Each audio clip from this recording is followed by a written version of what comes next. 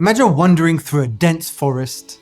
The sky is grey, the trees tower like walls. You clutch a map, but it's torn at the edges, the ink smudged from the rain.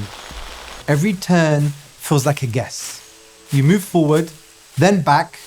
Hours pass, then days. You're cold, hungry, alone. And still, you don't ask for help. Not because no one's nearby, but because you're ashamed to admit you're lost. This is what doubt feels like. You're not doubting the truth because it's the truth.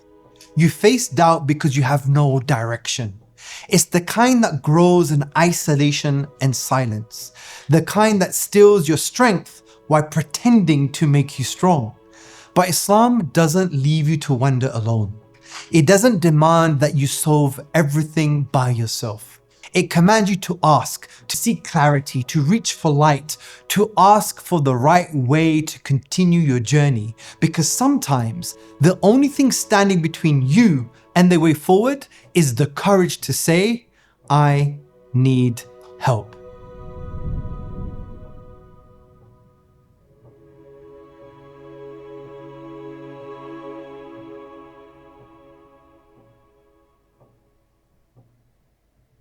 Welcome to episode 8, The Courage to Ask, Turning Doubt into Direction.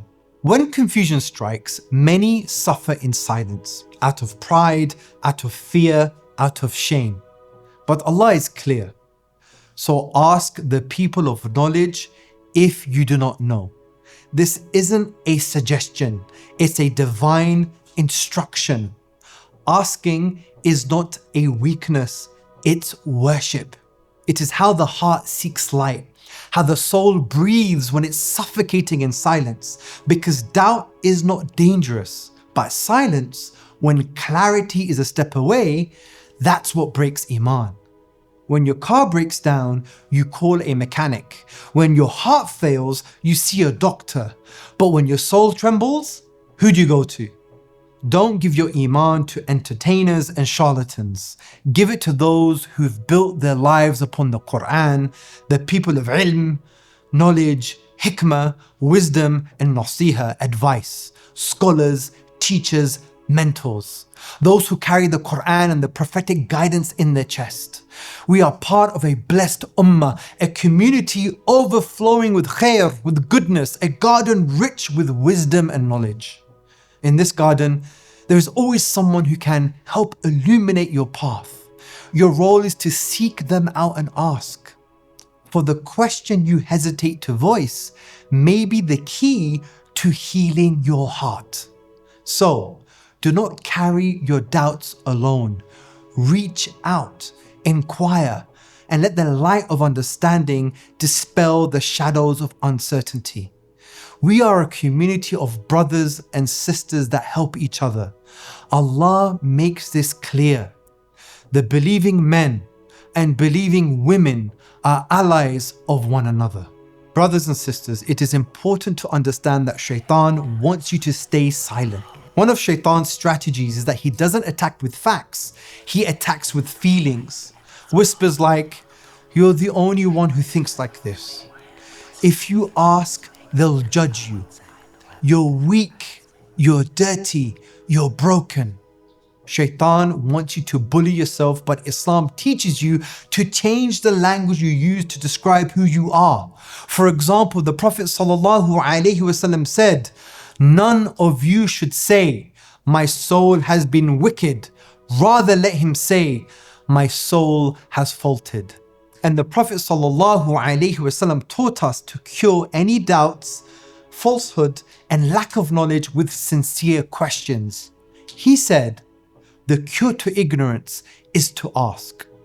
Shaitan isolates you to destroy you, but Islam gathers you to heal you. You're not weak for asking. In fact, you are brave. And brothers and sisters, you have to remember, even some of the most righteous people asked the most difficult questions in Islamic history. For example, what is the soul? Will we see Allah in the hereafter? Are our deeds predestined? And never once did the Prophet ﷺ mock such people. He didn't say, "How dare you?" He answered, he consoled, he guided. So you may be asking, what kind of questions can we ask? Well, in general, it's any question, every question. As long as it's sincere, it can include, "I do not understand this verse. This ruling feels harsh. What's the wisdom? How does Islam relate to science or modern values?" You're not expected to have it figured all out. You're expected to seek clarity. Allah isn't afraid of your questions. He's the one who made your mind capable of asking them. So the next question you may be asking is, how do you start asking safely? Here's how you begin. Find someone who you trust, a scholar, a teacher, a wise elder. Approach them with humility. Say, "I'm struggling. Can you help me understand?" And it's important to note, don't look for a quick answer. Some questions need layers. Have sabr, be patient, ask again, ask better. This reminds me of a profound story in the 18th chapter of the Qur'an, the meeting of Musa alayhi salam and Al-Khidr. Now Musa alayhi salam was a great prophet full of resolve, a man granted knowledge beyond the surface of things. However, Musa alayhi salam set out to learn not with arrogance, but with eagerness and humility. The Qur'an says that Musa alayhi salam said, "May I follow you so that you teach me what you have been taught, sound judgment." Yet every time the story took a strange turn, a damaged boat, the death of a child, a wall repaired for thankless people, Musa alayhi salam questioned. He couldn't see what lay beneath, but he still followed, still asked, still tried to remain patient. And in the end, Khidr unveiled the wisdom. The Qur'an says, this is the explanation of what you could not bear with patience. So what's the lesson? When confusion clouds your mind, when you're staring at a broken boat and wondering why, don't run, don't assume, don't despair.